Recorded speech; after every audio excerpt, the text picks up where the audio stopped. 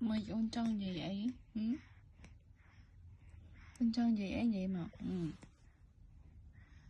Ừ? Trong gì ấy? Đi ta. Hello. Hello. Hey. Let's have a. Hey. Ừ.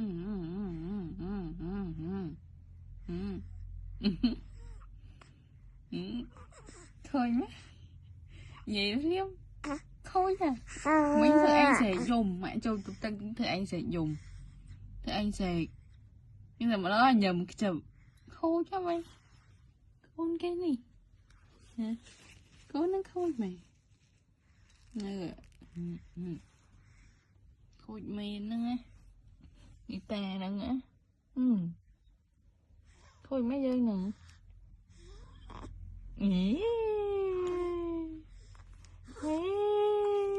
Chắc chút chút.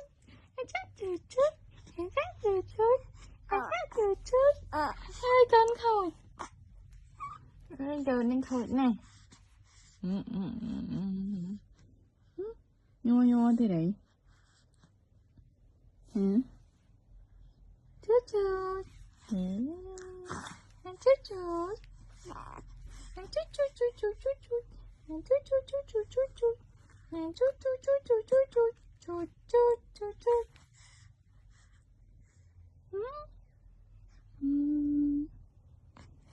Moan, hello, hello, Papa. Hello.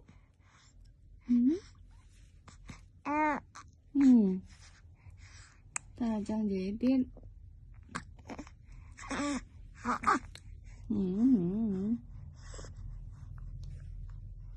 Mày.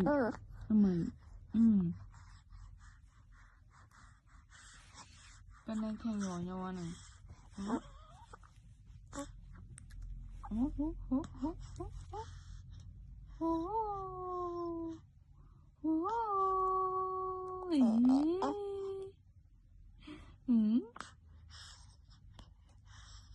Papa, sao nữa? Papa, Papa. Thơm một. Papa.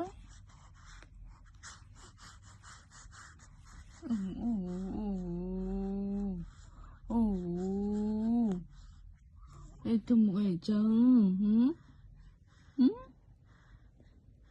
Thơm một ngày trăng. Đi tè.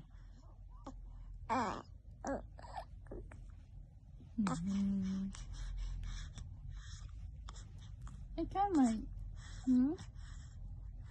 Mày. Con gà đây kìa. Thơm một chọc.